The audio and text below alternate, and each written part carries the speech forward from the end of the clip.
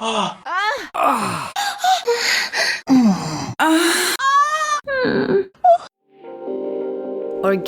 enlightenment, where the sexual and spiritual come together. I'm Kim Anami, and I'm a holistic sex and relationship coach and a vaginal weightlifter. In this show, we explore all things intimate. I believe that our sexual energy is life force, creative energy, and we can use it to shape our worlds, strengthen our relationships, and self-actualize. I blend the most avant-garde information from neuroscience, ancient sexual practices like Tantra and Taoism, to renegade wellness modalities to show you how to create gourmet sex in your lives. Come one, come all. When one person wants to grow and the other person not so much.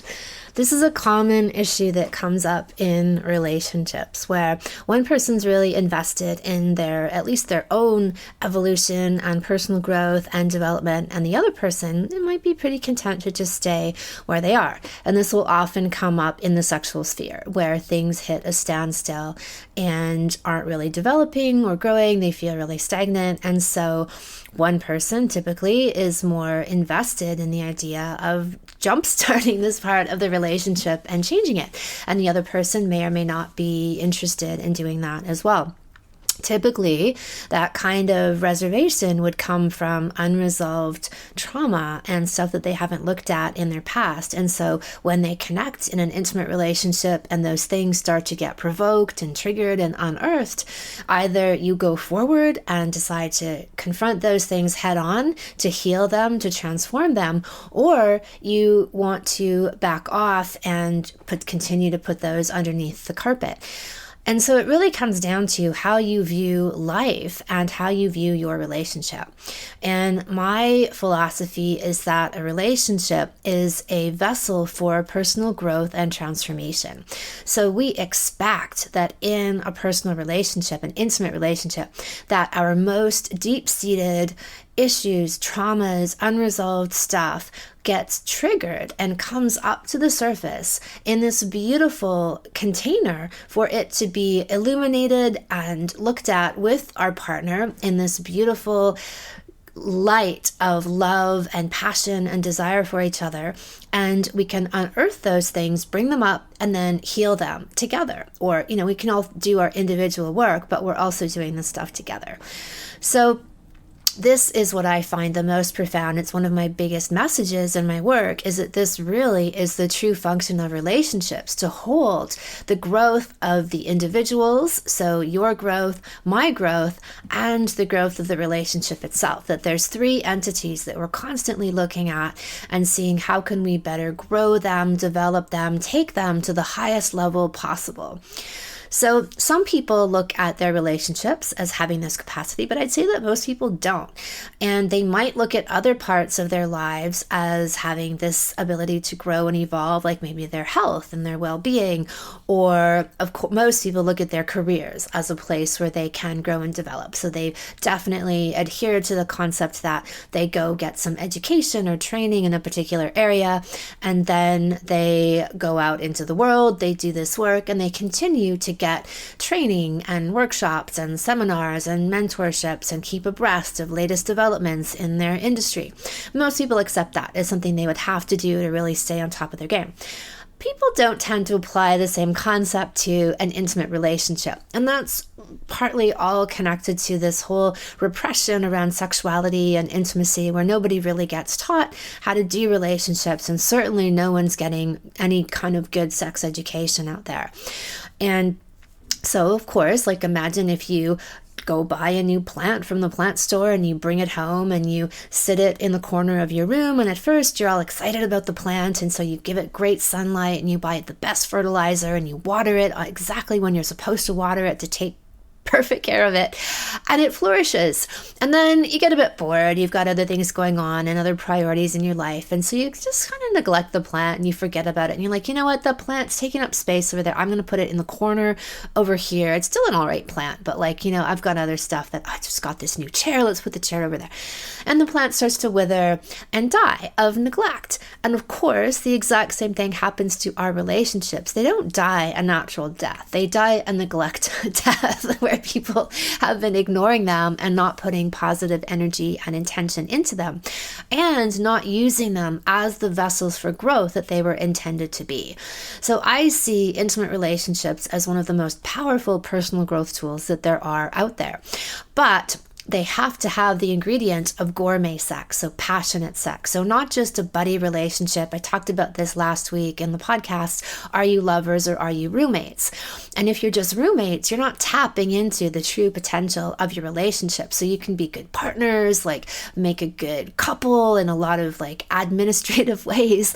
But if you're not tearing each other's clothes off and fucking the demons out of each other, you're not really justifying the relationship and using it to its true potential.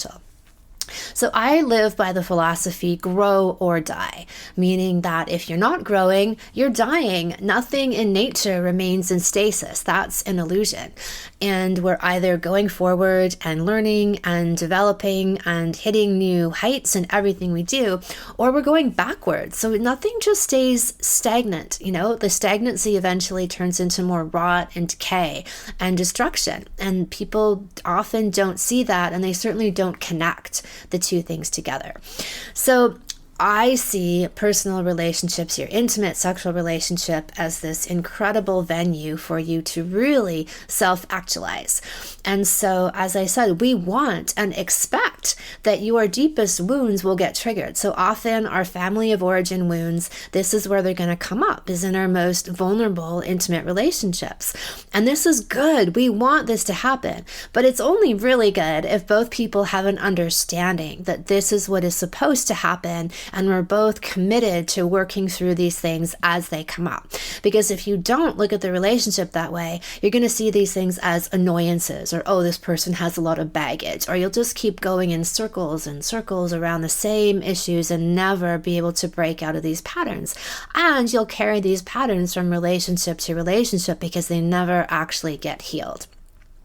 So let's say you are in this position where you realize that you want to grow, you want to develop, and it's really hard to do that if you're in a relationship with someone who doesn't.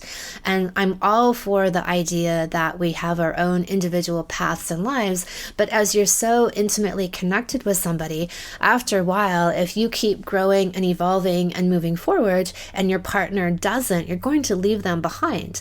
And people are free to choose what they want to do. You can invite them to come with you, and if they don't want to come, they don't want to come. But let's say that you're in love with this person, and so you have an attachment and a vested interest to them coming. And you know, this is where you have to then, this is what this podcast is really all about. So what do you do? So first off, to say that if you've been in a relationship where your shared value was stagnation, and I'm not being extremist here, like people knowingly or not commit to stagnation, like let's keep the same. We've got a don't ask, don't tell policy in the relationship. We're totally committed to the idea of white lies to not hurt each other's feelings, you know, like it's a commitment that they have. So if you entered your relationship under those pretenses, then you're changing the status quo. You're changing the rules of the game that you both agreed on when you entered into there. So your partner may or may not want to follow you along on your new adventure, right? Like on this new direction that you've decided because you changed the way that things were or want to change them from what you entered. So this is where you need to initiate a conversation about like this is what you've discovered, this is what you've learned. Even if like people say introduce my work into the conversation of look, you know, there's nothing wrong with our sex life because people often feel like their partner will be threatened to hear that. But did you know that women can have cervical orgasms? And this crazy lady, Kim Anami, says that all women can. She guarantees it. And she says that guys, like every guy can fuck like Sting, and every woman can shoot ejaculate across the room, and every guy can like have sex for hours and hours and have multiple orgasms and full body orgasms. And then they'll be like, huh, Really? Like, so you're not saying, hey, you're not so great in bed, but this is what's actually possible. So that's part of the framework, isn't, and truly there might be problems that are there that really do need to get fixed, but you can frame the conversation in this light of, look at all the incredible things that there are out there that I didn't even have any idea. So you can start from there. And most people, unless they've had intense sexual trauma, will be intrigued because, wow, why wouldn't that sound amazing? And if they don't think it sounds amazing, it's because they've got a lot of deep-seated trauma that they haven't looked at. And, obviously we've got extremely high statistics around incidents of sexual assault, sexual abuse in our culture. And these are only the reported numbers. And so most people are carrying around some kind of wounding and trauma around sexuality. So stuff builds up in the relationship if you do not clear it out and do the work. So in a relationship where the tacit agreement is don't ask, don't tell white lies, is that you're going to have this eventual pile up of stuff that does not get dealt with. And, people are afraid of confrontation. They want to keep the peace. They want to, shovel things under the rug instead of telling the truth. But this takes a toll. You end up with this mountain of unresolved stuff that piles up, and this turns into a wall, which translates into not feeling connected, and then that translates into not wanting to have sex. And then this will show up as somebody's premature ejaculation, or their erectile dysfunction, or their low libido, or the woman's inability to lubricate. And because Western medicine is so fucking dumb, and people are conditioned to think that these things are so totally unrelated to the state of relationship, people don't connect them. They don't think there's any relationship between what's happening, their symptoms that are coming up for them, and these are just the sexual ones, not to mention all the other life symptoms like, say, depression or weight gain or really struggling in your career or financially. My view is that these things are the direct barometer of stagnancy in our relationship. So because sexual energy is so powerful, this is, I always say, our life force energy. If it's being suppressed, it takes a massive, massive toll, not just on the relationship, but on you as an individual and your health. Eventually, they become these physical manifestations of the symptoms of stagnation. So the first thing to do is have a conversation and express what you've discovered, what you are learning about, and invite them. Invite them. If you don't already have that dynamic, invite it, right? Like, this is what I'd like to do. I'd like to look at our relationship as this place of growth and evolution. Are you interested in that? Like, look at all the possibilities out there for this. And then send them to me. Send them to some of my videos. I've got tons of free content out here in my podcast, my YouTube channel, tons of old blog posts. You can send them over to any of this stuff. I have a bunch of video series on my website under Sexual Savant Salons for couples, women, vaginas, sexy mamas, and for men. So people can sign up for any of those to get a deeper sense of what I'm talking about and what's really possible. That's one of my favorite things in this work, is showing people what's possible and then obviously showing them how to get there.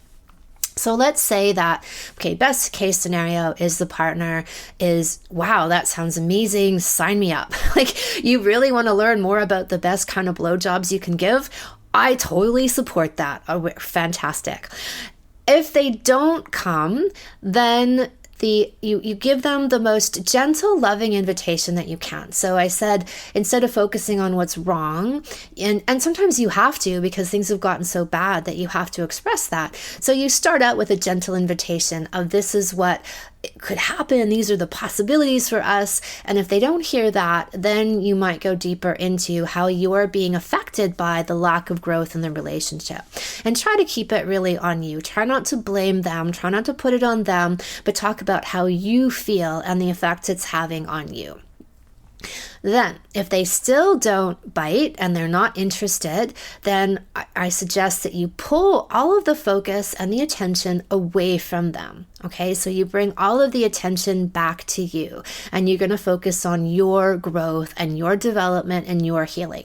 So this piece is really important. You need to energetically, not just stop asking them and then feel resentful and irritated and punish them, secretly. No, you need to totally detach and withdraw that invitation, let go of the fact that they said no, whatever, and come back to yourself. And now you're going to throw yourself into into therapy, healing modalities, coaching, working on yourself, whatever you can do. Like if you found that you actually have trauma that hasn't been resolved, I talk a lot in my salons about different ways to clear trauma from a neural pathway perspective, a really deep way to erase that in your system.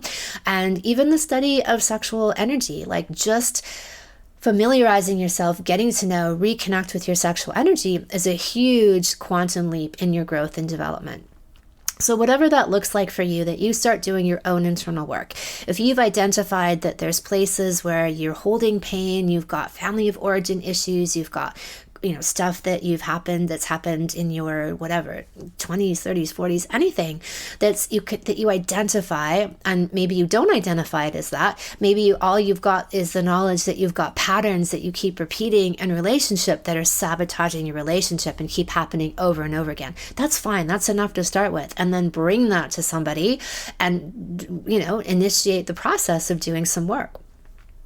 So then something like this will happen. Like you start to clear your own trauma and blockages. So the things that have been imprinted upon you and your nervous system, when you start to collapse those neural pathways in yourself, this means that you won't continue to act in the same ways. Those patterns that kept haunting you for years, they will fall away, and you won't be manifesting the same kinds of situations into your space and your life. And you'll be reacting differently to your intimate partner.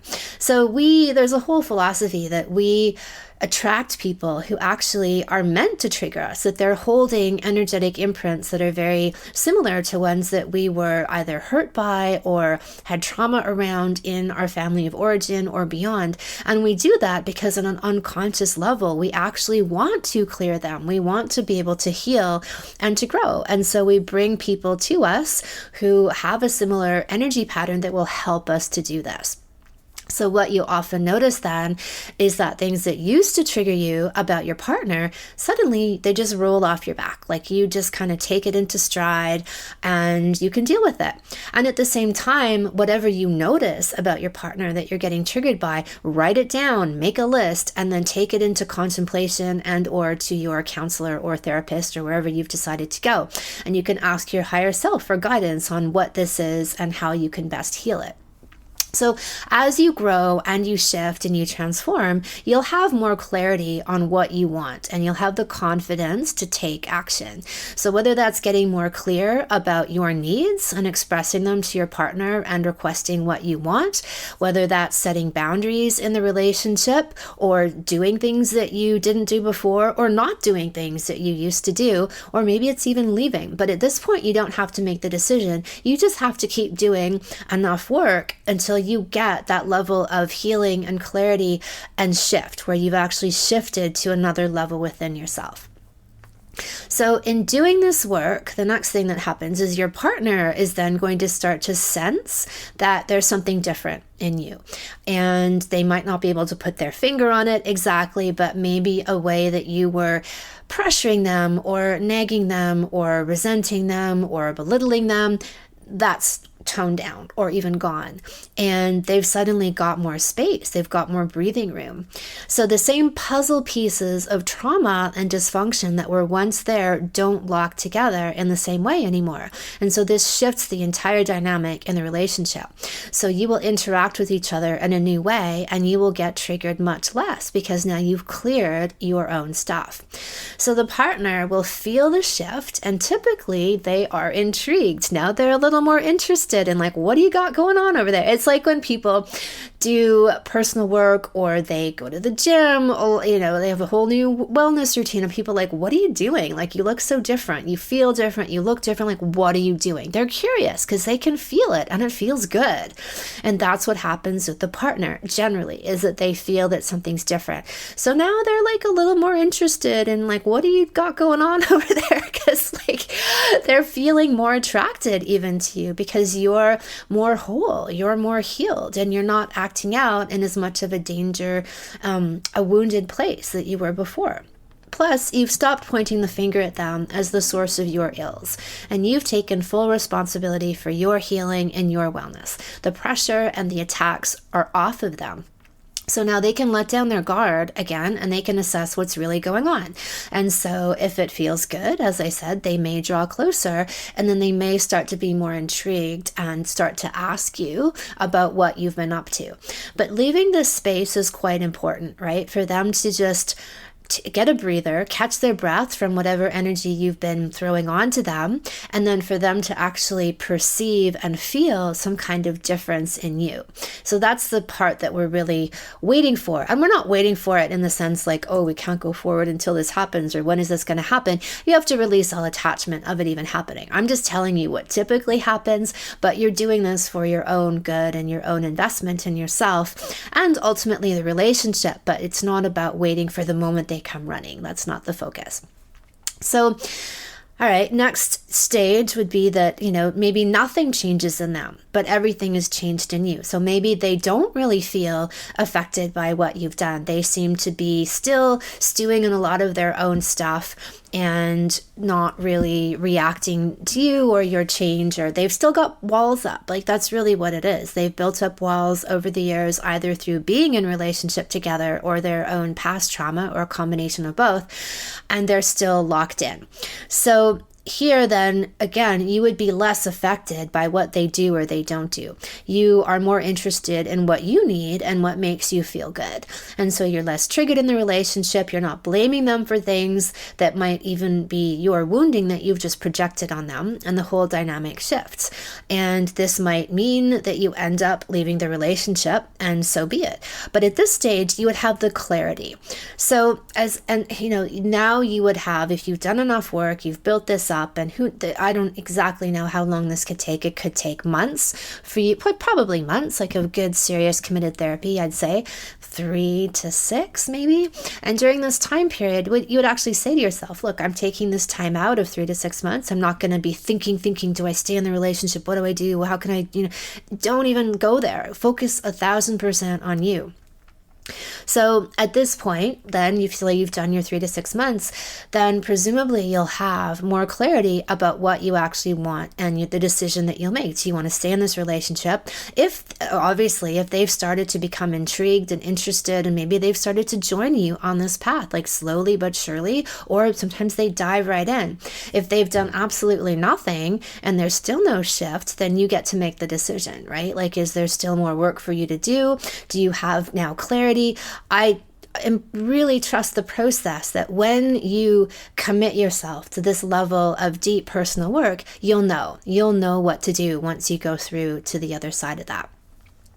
So if you leave, you leave. And I guess what I also want to say here is that don't be afraid of ending relationships, because sometimes they do actually need to die before they can come back reborn. Sometimes you actually need that physical space and the true burning to the ashes of a relationship. And it doesn't maybe mean you'll be, separated forever.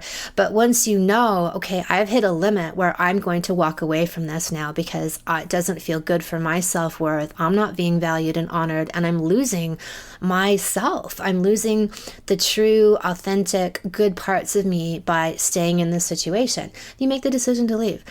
And at that point, that can often spur people into action where they're like, oh, okay. And then that's enough of a shock to their system where they often come back to be like, all right, so, especially when you're doing it from such a very genuine, achieved place. Achieved meaning you worked at this, you earned this wisdom and this insight and this spiritual strength to make your decision.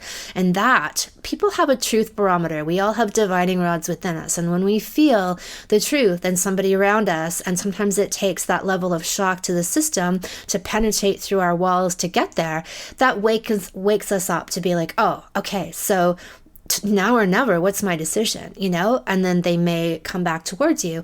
And in that act of you leaving and, whatever that looks like, then you can rebuild, right? Like if the person comes as a malleable, committed force, willing to do the work on the relationship, then you get to decide, all right, do I want to pursue now with this person? How genuine are they? Do we need to take some time apart for them to collect themselves or do some work to really prove that they're serious about it? Or, depends where you are on the scale, how you want to play that.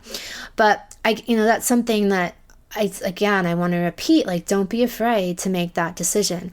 A friend of mine years ago, her mom used to say to her, what's meant for you won't pass by you. And I really love that as a sense of having the faith that if this isn't the right person for you, so be it. And if it is the right person, things will work out, in the way that, as long as we're always being true to ourselves. Like, that's the thing that I find has to be there, is there can be so much distortion when you're living in a relationship full of lies or white lies or don't ask, don't tell.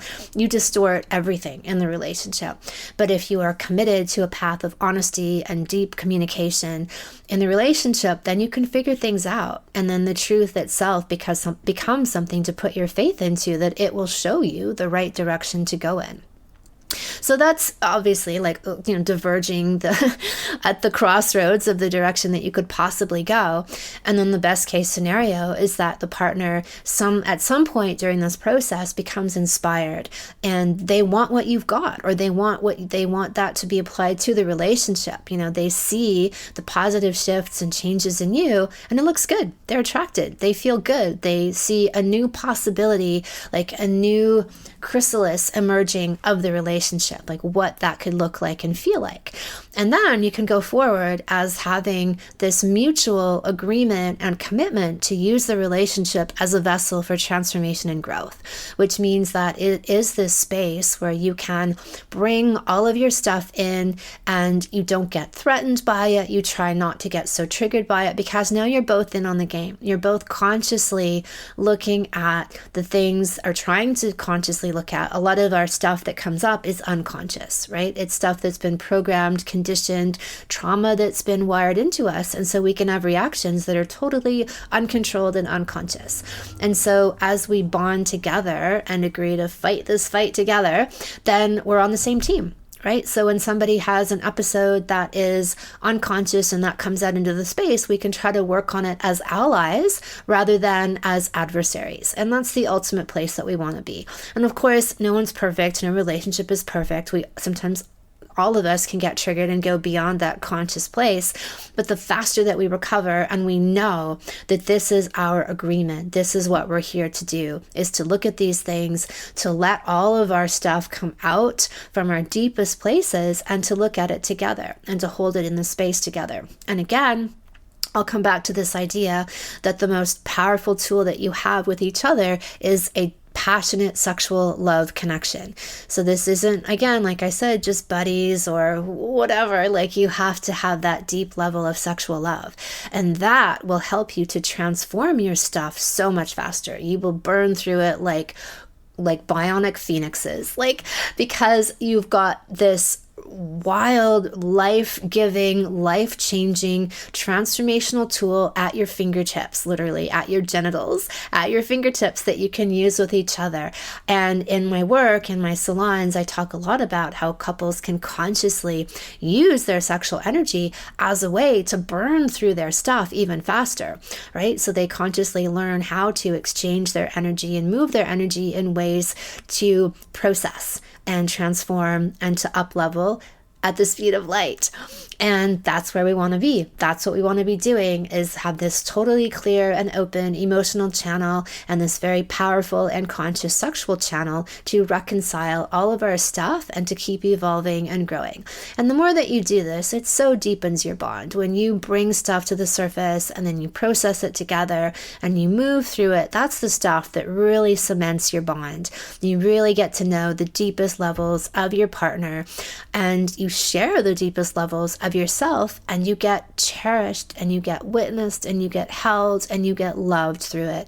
And there is no greater healing medicine than that experience, to really bring all pieces of you, your deepest parts, your most scared parts, terrified, shameful even parts, and your most vulnerable parts, on all of this rawness, and bring it out. And then be loved for it and be supported through the process of integrating and evolving together.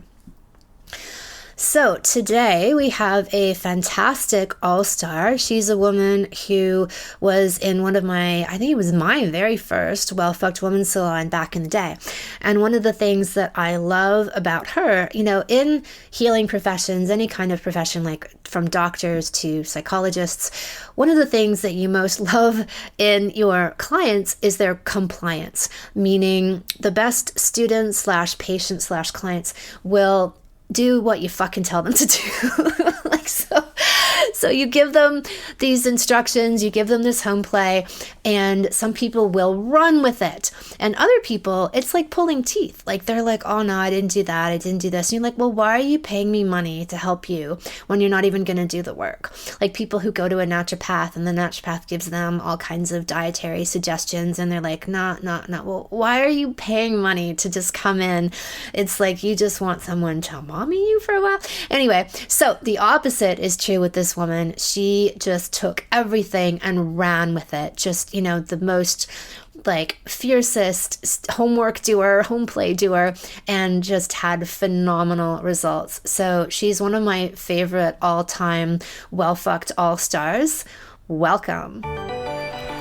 Well Fucked All-Stars. Hi, Marianne. How's it going?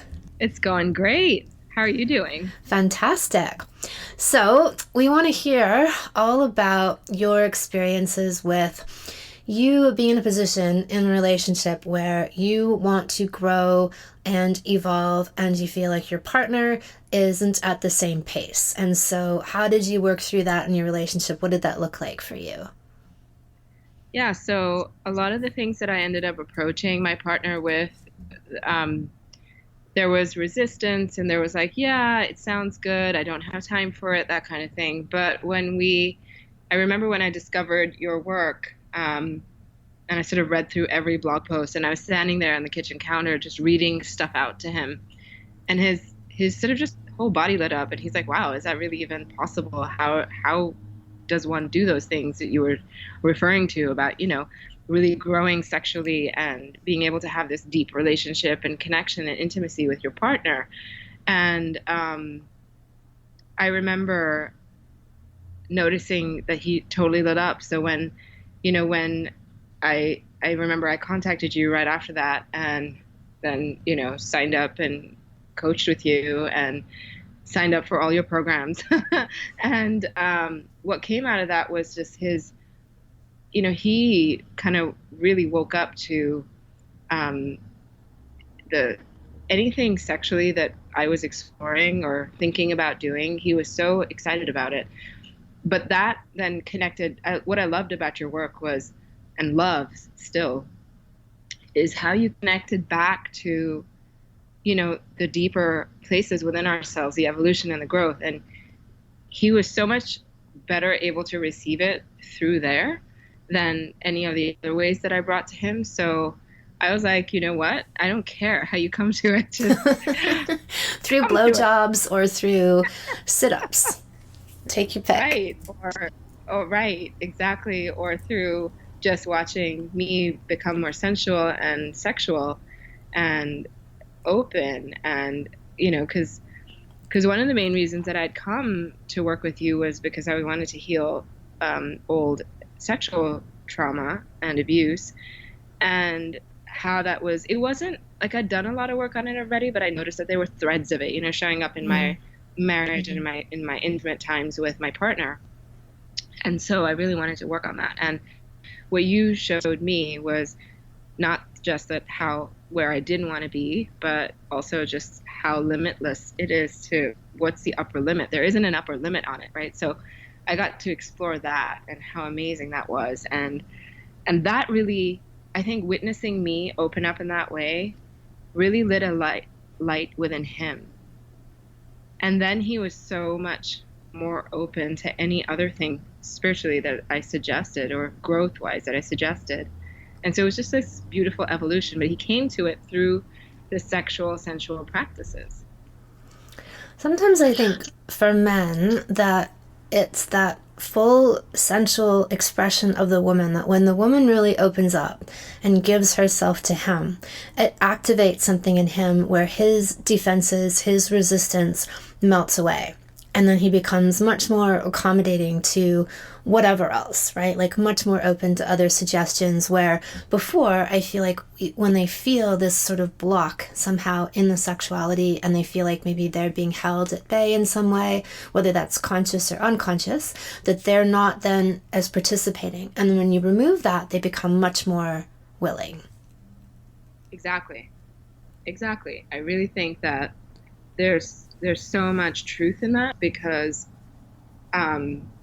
that was my experience. I think that there was, people, we joke with each other that it was just the sex part that he lit up to, and we kind of joke about it. But you're right, because I really feel that when a woman does fully open up into herself, her sexuality, her sensuality, and her ability to be vulnerable,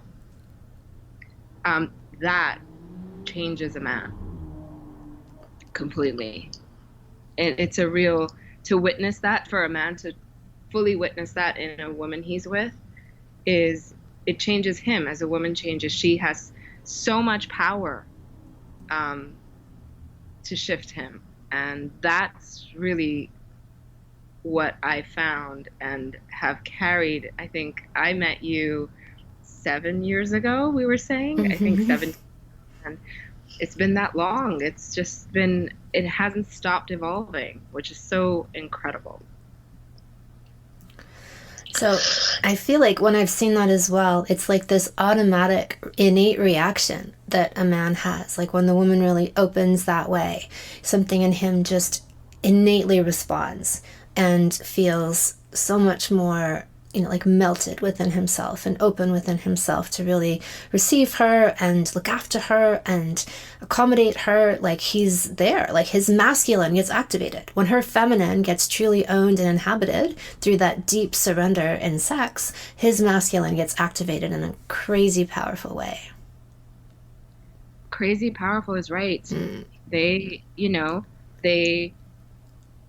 that thing that women always crave, like for their man to like hold them, and you always say, like, if I fall, will you catch me? Mm-hmm.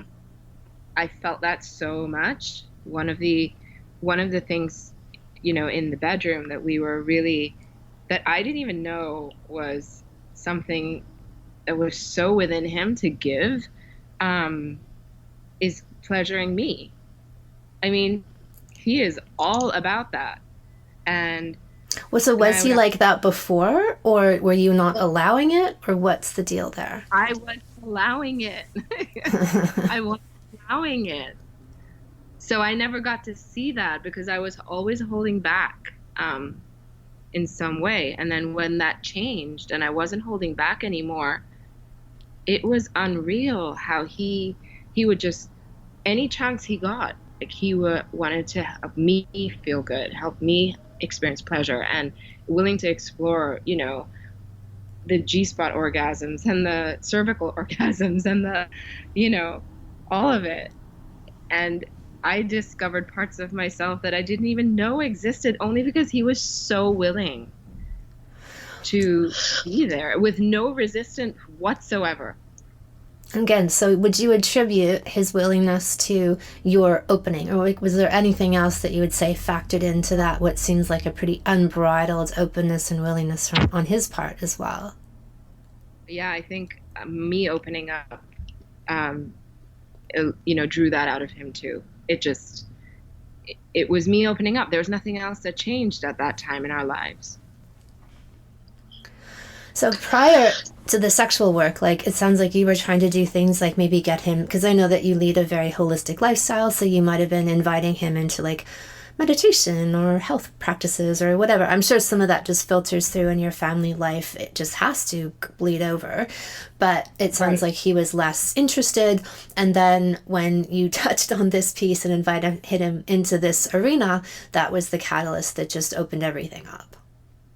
It really, really did. And yes, I did invite him into many different spaces that I felt were growth spaces for me. And I invited him because I felt we should grow together. But I think he saw that as me trying to fix him, Mm-hmm. and that there was a problem. And maybe I did come across like that. I mean, it's so long ago now; it's even hard for me to remember. Um, but I'm pretty sure I may have come across like that in this way. But when I stepped into the sexual work um, that I was doing, just in healing myself, and that opening up this beautiful, magnetic, powerful feminine within myself, he was so like a moth to a flame. It's like, okay, whatever you say. You know, it was truly, I witnessed magic in those moments that I didn't even think were possible, Kim, ever. So after that, did he become like, does he sort of like, oh yeah, let's go meditate together? Like, how did you see that filter out then into other parts of your life, that openness? Yeah, yeah, it did filter out. He was more willing to meditate. He was more willing to um, hear about, like I was doing a program with energy work, and he was more willing to hear about what I was really doing and how he was willing to hear about triggers and what they are and how we can own them and how we can shift as a result of them. And like, the work around, I mean, because look, your work, wow, it's so much focused on the physical aspects of sex, but it so much affects everything not in the non-physical. And so when we did your first program, and I say we because even though it was Well Fucked Woman, he did it with me. Um, and he watched all the videos, and some of the practices about deepening intimacy. One we still use today is, not to let anything get muddy on that glass, right? The Hmm. pain between us and that honesty. So, we'll come to each other and say, okay, it feels a little muddy right now. So what are we not sharing? Oh, I love that. What, That's beautiful. yeah, what are we holding back? And that metaphor has always stuck with us. And we, we love coming back to that because it's just so visually clear, what's going on there. And so, and it's not that we're not being honest with each other. It's sort of just, not having sometimes, it's like a benchmark for us. Are we really, is the glass really clear right now, or is there mud on the glass? So what are we not sharing? Where have we held back consciously or unconsciously? Hmm. Or where could we explore something deeper? Where could we, spend more time in physical intimacy? Where do we need, so it allows us, um, and I think the other thing that we really carry till today is like, how was your emotional day today? You know, like asking each other that question, not just how was your day, but So, how do you end up answering that question? Because it's a very good distinction, right? Like, not just narrating, and then I went for lunch here with my friend, and then this happened at work. Like, how do you separate that layer? And what does the conversation so look like then? yeah. That's so it's very powerful for us. So how it goes is, um, I'm feeling. We always start with a feeling, and we've worked a lot on the difference between I feel that, or I believe that, or I think that, versus what I'm actually feeling, and using a feeling word, an emotion to describe the feeling. Mm-hmm.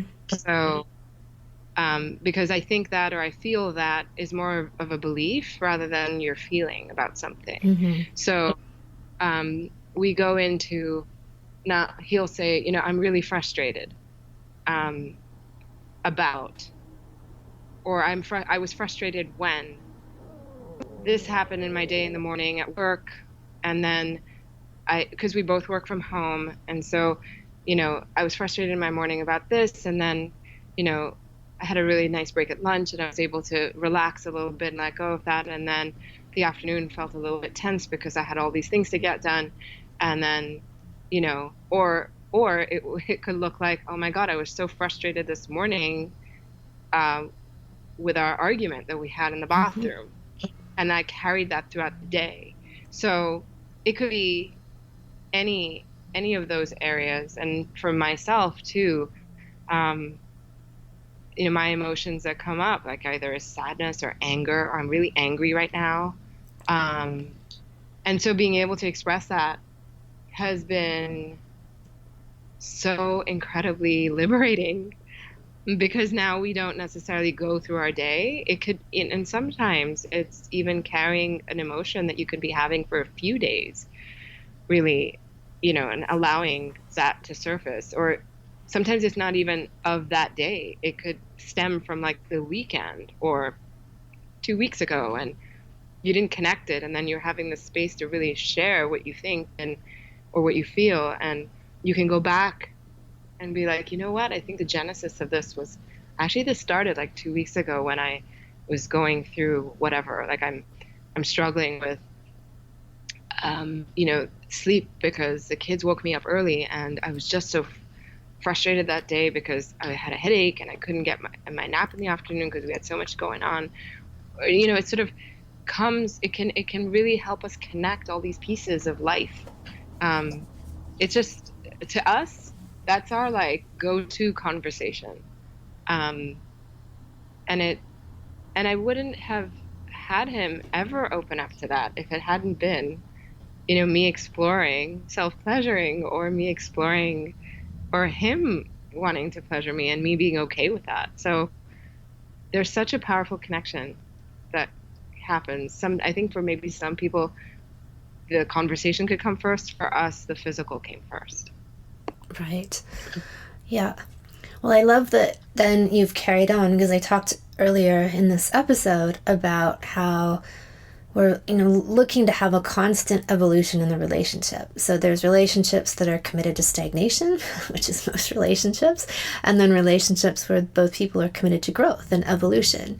And so the way that we keep that in motion is like one of the techniques that you described that I talk about in my work, is having this open forum for communication. And so I use a metaphor of having a pane of glass between two people, and whenever you're holding back, or you're not telling the truth, or you outright lie, then you put a splotch of mud up on that glass. And then the more mud that gets splattered on the glass, it creates an actual wall. You've built a wall between the two people. And so it's a constant effort to keep sure that the glass is clean, and you can start to feel that, like the way you described it. It's like a palpable feeling, like, okay, we don't know what's there exactly, but something's there. There feels like there's some kind of rift or distance between us. Let's both try to figure out what that is. Yeah, exactly. And the more you tune into it, the easier it becomes to feel that there is something there, because then you can tell the difference between when it's really clear and when it's not. Well, when it's really clear, that also leads to that really juicy, connected, blissful, and passionate. Like, that's when libidos are high. Like, that's, I think, another connection people don't make, is that, like, when the glass is clear, when you feel really bonded and close like that, that's when you have the most desire for each other. And so it's in everyone's best interest to keep that glass clean and keep that energy field open. And then you naturally just want to be close physically with each other. 100%, right? Yeah. Yeah, I mean, there's it's such a powerful exploration between, couples, between partners, because when, and I honestly, I feel like so many people don't have the experience of that, because, to be radically honest with someone, it takes a certain level of vulnerability. It's sort of like the chicken and the egg, like, which comes first? Do you be that vulnerable and then, like, hope that they'll catch you and they'll be there for you and they've got your back? Or do so I think so many people get caught up in I'd like to do that, but I'm not sure if I can. I'm not sure if my partner will be on board. And to some degree, you got to just take a risk and do it, because that act of vulnerability, or showing up, being radically honest, that courage within you is infectious, and that it changes other people, and they're witnessing of it. So I know it has taken both of us courage. I know it sounds easy, but there were definitely moments where I'm like, do I really want to share that with him? Like, I don't want him to get pissed. I don't want him to like get mad at me and like walk away and then we're not talking again. And so there's all those like glitches we feel inside, and knowing that we have our sexual relationship to fall back upon, because that really was the thing for us. We really had that really powerfully. Um, we knew that we could go there and it would clear things for us and come back to it over and over, you know. Um, and I'm not sure how it works for others, but I know that when I work with people and women, there's a big block there for many women in trusting, intimate, being intimate. So I think for women anyway, I think the emotional pieces are really important. And that place of vulnerability that they have a hard time going to is also really important. I mean, it's our greatest strength is our vulnerability, in my opinion. Um, so I agree of the time, that's yeah. the building, the fertile ground from which everything else springs out. And that's the key ingredient to gourmet sex. When I make the distinction between junk food sex and gourmet sex, the difference is vulnerability and openness and pulling down your barriers and really being raw.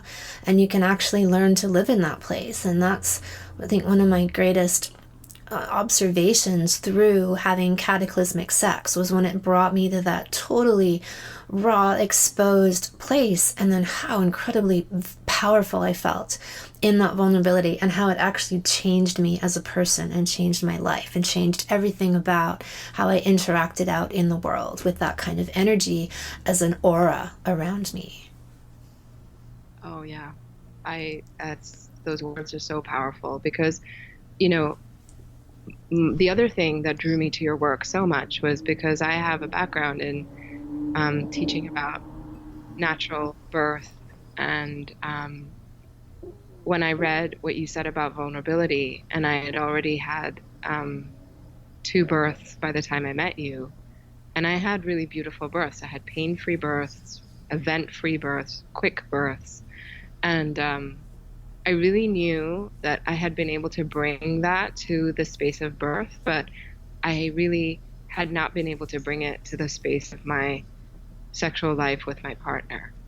And you made me see how similar they were, and that if I could do it there, I could do it in with him too. Like if I could do it with birth, and um, realizing actually that the most vulnerable I had ever been in my entire life was when I was giving birth.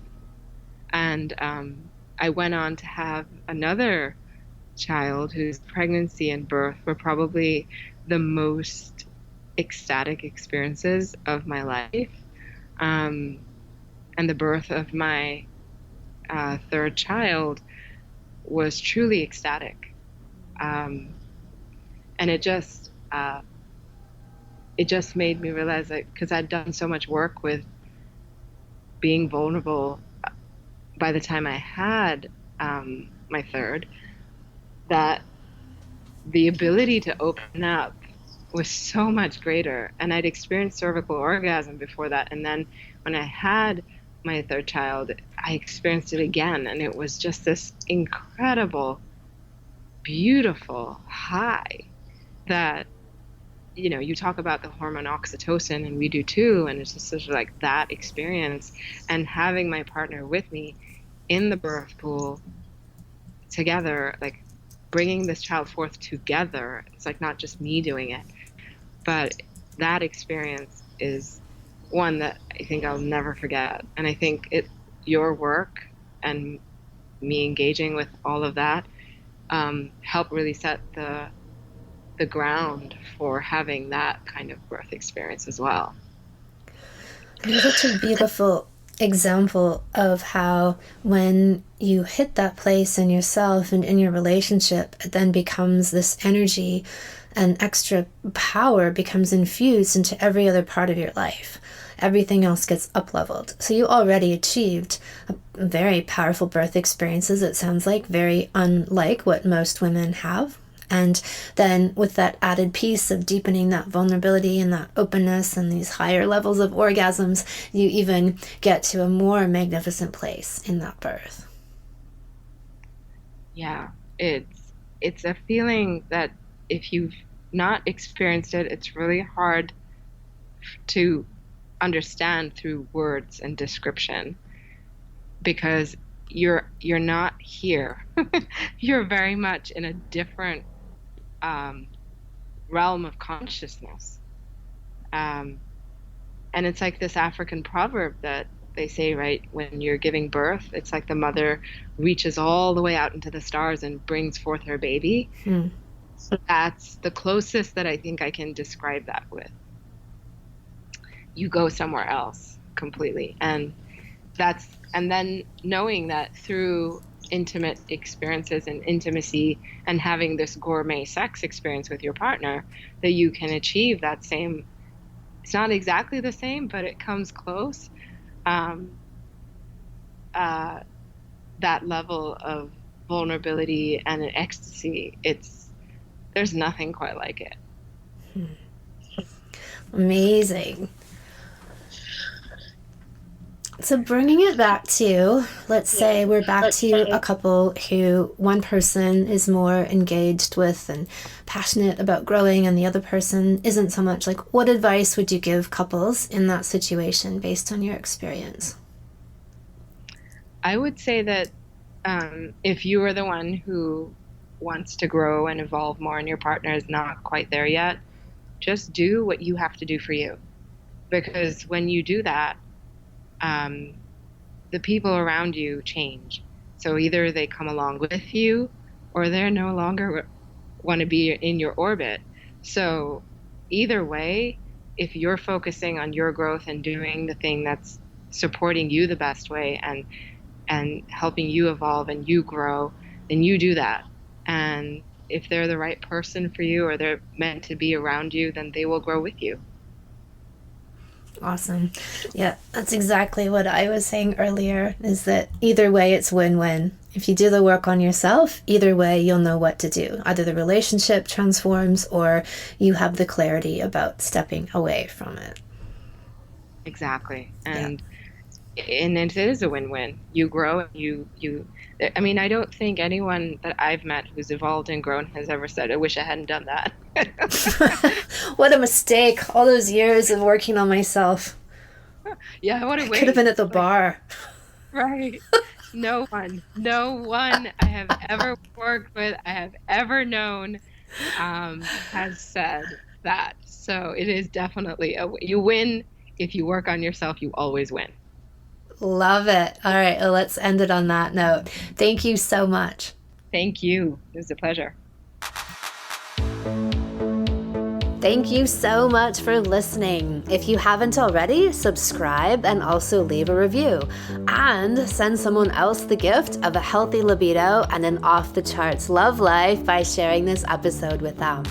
We'll be back next week, and in the meantime, many happy orgasms.